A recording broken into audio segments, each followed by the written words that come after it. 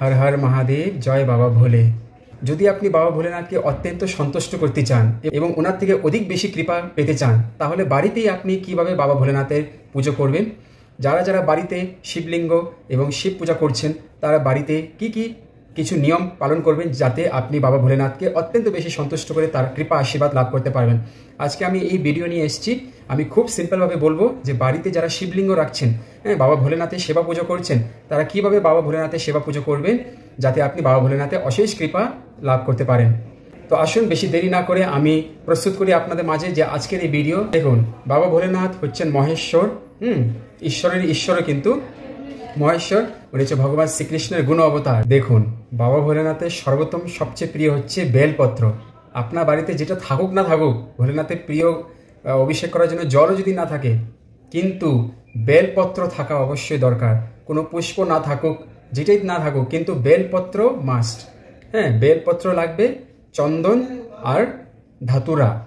তো এই তিনটা বাবা ভোলেনাথের অত্যন্ত প্রিয়, কিন্তু সর্বপ্রথম হচ্ছে বেলপত্র। দেখুন, বাবা ভোলেনাথকে যদি আপনি একটি বেলপত্র দিয়ে যদি আপনি পুজো করেন, তাহলে আপনার 1 কোটি কন্যাদানের ফল লাভ হয়। আপনি ভাবতে পেরেছেন, শুধু একটি বেলপত্র দিয়ে যদি আপনি বাবা ভোলেনাথের যদি সেবা পূজা করেন, তাহলে আপনি 1 কোটি কন্যাদান। সেই কন্যাদান হচ্ছে সর্বশ্রেষ্ঠ দান, ঠিক আছে?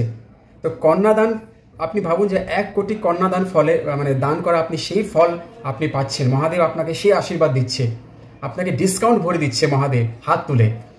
তো যারা যারা বাড়িতে শিবলিঙ্গ আছে, শিব পূজা করছেন বা শিব মন্দিরে যাচ্ছেন, বেলপত্র নিয়ে যাবেন। বেলপত্র দিয়ে বাবা ভোলেনাথের সর্বপ্রথম সেবা পুজো শুরু করবেন, ঠিক আছে? আপনি বেলপত্রের মধ্যে ওম আঁকতে পারেন, এবং আপনি বেলপত্র শুধু ভোলেনাথের উপরে মস্তকে দিয়ে, ভোলেনাথ শিবলিঙ্গে দিয়ে আপনি তার সেবা পুজো করবেন। আপনি যতটা বেলপত্র দিবেন, 3টি বেলপত্র দিতে পারেন, যেন বেলপত্র যেন খারাপ না থাকে। অনেক বেলপত্র অনেক খারাপ থাকে, ছেঁড়া ভাঙ্গা থাকে মাঝখান দিয়ে। একদম ভালো আপনি বেলপত্র চয়েস করে সেটা আপনি মহাদেবের জন্য রেখে দিবেন, পুজোর জন্য রেখে দিবেন। তো বেলপত্র দিয়ে আপনি ভোলেনাথের সেবা করবেন, 1 কোটি কন্যাদান ফল করার সেই সমান লাভ আপনি পেতে পারবেন। দ্বিতীয় হচ্ছে চন্দন। চন্দন আপনি অবশ্যই মহাদেবকে দিবেন। মহাদেবের যে শিবলিঙ্গে প্রথমে গণেশ, কার্তিক, অশোক সুন্দরী, তারপরে মহাদেবকে দিবেন। তারপরে নন্দীর যে 2টো শিং আছে, শিংয়ের উপরে চন্দন অবশ্যই আপনি লাগাবেন, ঠিক আছে? নন্দীকে আপনি সেবা করবেন, নন্দীকে আপনি প্রণাম করবেন, কারণ মহাদেবের কিন্তু প্রিয় কিন্তু নন্দী। নন্দীকে প্রণাম করে তারপর আপনি মহাদেবের পুজোর সেবা করবেন। তারপরে হচ্ছে ধতুরা। ধতুরা হচ্ছে মহাদেবের প্রিয়, আমরা সবাই জানি। তো ধতুরা অবশ্যই যদি থাকে, তা ধতুরা আপনি দিবেন। না থাকলে কিন্তু বেলপত্র অবশ্যই যেন থাকে।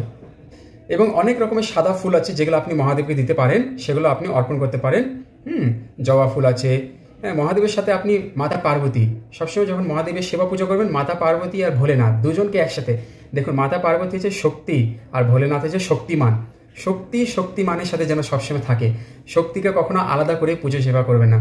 তো যদি আপনি মাতা পার্বতী থাকে, জয় মাতা দি যদি ছবি থাকে, মাতা পার্বতী যদি যে কোনো একটা ফটো থাকুক, মা দুর্গা হোক, মা কালী হোক, যে কোনো মায়ের একটা রূপ যেন থাকে, তার সাথে ভোলেনাথ যেন থাকে, দুজনকে একসাথে পুজো করবেন, তাতে বেশি মঙ্গল হবে। না থাকলেও কোনো ব্যাপার নেই, আপনি মাতা পার্বতী স্মরণ করে করে আপনি ভোলেনাথের সেবা করবেন, তা মাতা পার্বতী আশীর্বাদ আপনার থাকবে। এখন ভোলেনাথকে কি কি অর্পণ করা উচিত নয়, অনেকে তো প্রশ্ন করে। তো ভোলেনাথকে কি কি দেওয়া যায় না? ভোলেনাথকে সিঁদুর দেওয়া যাবে না, ঠিক আছে? টারমারিক, হলুদ অর্পণ করবেন না। তৃতীয় হচ্ছে তুলসী, ভুল করেও তুলসী পত্র মহাদেবের কাছে দেবেন না, ঠিক আছে? নাহলে এটা অপরাধ হয়ে যায়। তুলসী ভগবান বিষ্ণুর প্রিয়, বিষ্ণুর আশ্রয় নিতে চায়, তাই আপনি তুলসী ভগবান বিষ্ণুকে দিবেন, কিন্তু মহাদেবের চরণে দিবেন না। মহাদেবকে কি কি দিয়ে পুজো করতে লাগে সেটা আমি পরে বলবো। এটা 8টা বিষয় আছে, 8টা জিনিস আছে যেটা দিয়ে আপনি মহাদেবের পুজো করতে পারেন, কিন্তু আমি খুব ছোট করে সিম্পলভাবে বলছি যারা বাড়িতে মহাদেবের সেবা পুজো করছেন। আরেকটি জিনিস মনে রাখবেন, যখন আপনি মহাদেবের শিবলিঙ্গে যখন পুজো করবেন, মহাদেব যেন শুকিয়ে না যায়। অনেক আছে না, জল যখন অভিষেক করার সময় অভিষেক আর বন্ধ করে দেয়। তো মহাদেবকে এরকমভাবে শুকিয়ে রাখতে নেই, মহাদেবের শিবলিঙ্গের উপরে একটা ঘটি রাখতে হয়। আমরা সবসময় দেখি যে মহাদেবের উপরে একটা ঘটি থাকে, তার মধ্যে জল ভরা থাকে আর নাগ দেবতা থাকে। তো ঘটি থেকে সেরকম জল বেয়ে বেয়ে মহাদেবের শিবলিঙ্গের উপরে পড়তে থাকে। তো বাড়িতে আপনি যারা মহাদেবের যারা শিবলিঙ্গ রাখছেন, অবশ্যই এরকম একটা ব্যবস্থা রাখবেন যাতে শিবলিঙ্গের উপরে একটা ঘটি থাকতে পারে। সেই ঘটির আপনি জল ভরে রাখবেন বা গঙ্গা জল ভরে রাখবেন, আর সেই জল দিয়ে একটা নিচে যেন একটা ফুটো করে দেখবেন। ফুটো করে দিলে কি হবে, জলটা আস্তে আস্তে পড়ে থাকবে। আরেকটা জিনিস মনে রাখবেন যে আপনি ঘটিতে যে জলটা রাখছেন, ঘটির উপরে, ঘটির ভিতরে আপনি দূর্বা ঘাস রাখবেন, যে গণেশের প্রিয় দূর্বা ঘাসটা আপনি ঘটির মধ্যে রাখবেন, তার মধ্যে আপনি জল দিবেন, সেই ঘটিটা আপনি মহাদেবের শিবলিঙ্গের উপরে রেখে দিবেন।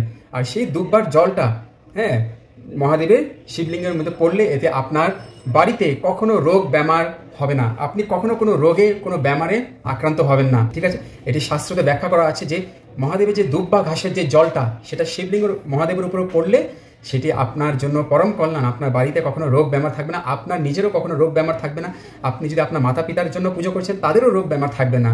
তাই এতে মহাদেব অত্যন্ত কৃপা করেছেন। আর মহাদেবের শিবলিঙ্গে আমরা মহাদেবের গলার মধ্যে কণ্ঠে দেখতে পারি নাগ দেবতা আছে। তো আপনি যদি মহাদেবের আমরা বাজারে দেখি যে অনেক রকমের নাগ দেবতা থাকে, স্টিলের হোক, পিতলের হোক, তামার হোক, যেটাই হোক, মহাদেবের কণ্ঠে আপনি শিবলিঙ্গে একটা নাগ দেবতার ব্যবস্থা করতে পারেন। তো এতে কি হয়, এতে মহাদেবের সাথে নাগ দেবতারও পূজা হয়ে যায়। তো আপনার আরও বেশি কৃপা আপনি পেতে পারবেন। তা নাগ দেবতাও সন্তুষ্ট হবে, মহাদেবও সন্তুষ্ট হবে, মহাদেবের কৃপা। তো মনে রাখবেন, যখনই আপনি ভোলেনাথের শিবলিঙ্গে পুজো করছেন একটি নাগ দেবতার ব্যবস্থা করবেন, তাহলে আপনার মহাদেবের সাথে নাগ দেবতারও পুজো সেবা হয়ে যায়। এখন আরেকটা জিনিস আসি, যে অনেকে আছে যে শঙ্কতে বাবা ভোলেনাথে অভিষেক করব। দেখুন, শঙ্কতে কখনো ভোলেনাথে অভিষেক করবেন না। একটি তামার পাত্র আপনি নিতে পারেন, সেটাতে আপনি ভোলেনাথের সেবা অভিষেক করতে পারেন। যদি তামার ব্যবস্থা নয়, স্টিলের পাত্র যেন থাকলে সেটা দিয়ে আপনি ভোলেনাথের অভিষেক করতে পারবেন। তো এই হচ্ছে, আমি খুব সিম্পলভাবে বললাম যে বাড়িতেই ভোলেনাথের আপনি কীভাবে সেবা পূজা করবেন, খুব ছোট করে বললাম। বিস্তারিতভাবে আমি বলবো না, বিস্তারিতভাবে আমি আরেকদিন বলবো, সেটা অনেক সময় লাগবে। তো এটা জাস্ট ছোট একটা করে আমি বললাম, যাতে আপনি বাড়িতে যারা খুব সিম্পলভাবে যদি সেবা পূজা করতে চান, বাবা ভোলেনাথের যদি কৃপা পেতে চান, তাহলে এভাবে আপনি ভোলেনাথের সেবা পূজা করবেন।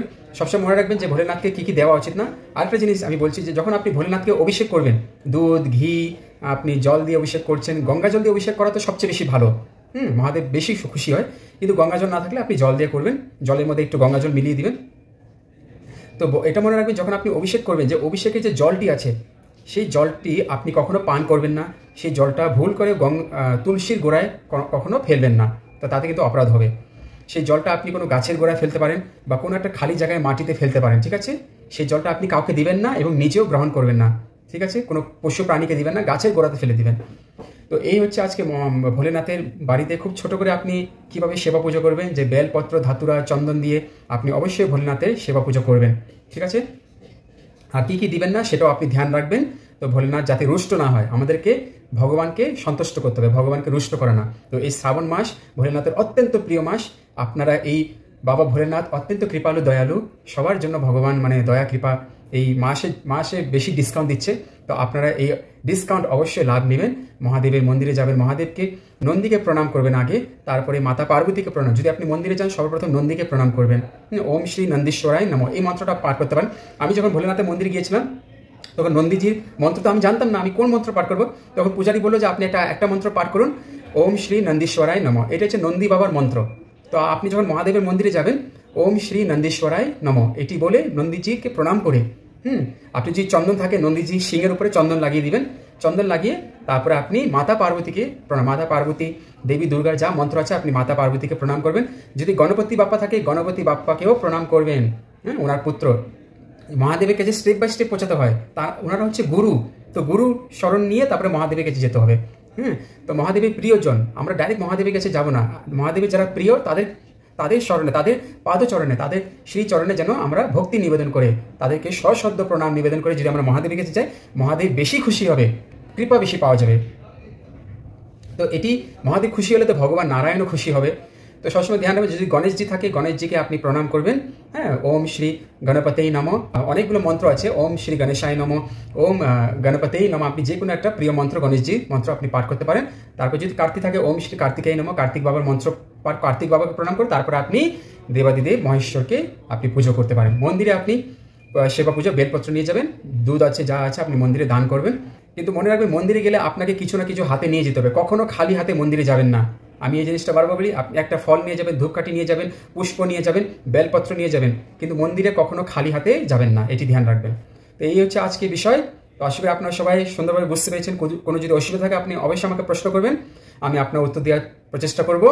তো সবাই ভালো থাকুন, সবাই সুখী থাকুন, হাসি খুশি থাকুন। বাবা ভোলেনাথ, মাতা পার্বতী, বাবা ভোলেনাথ সবার প্রতি মঙ্গল করুন, কৃপা করুন। তো জয় জয় মাতা পার্বতী, জয় জয় বাবা ভোলেনাথ, জয় জয় গণপতি, জয় জয় কার্তিকেয়, জয় বাবা নন্দী। ওম নমঃ শিবায়, হর হর মহাদেব। জয় জয় শ্রী রাধে, জয় শ্রী কৃষ্ণা। ওম নমঃ ভগবতে বাসুদেবায়।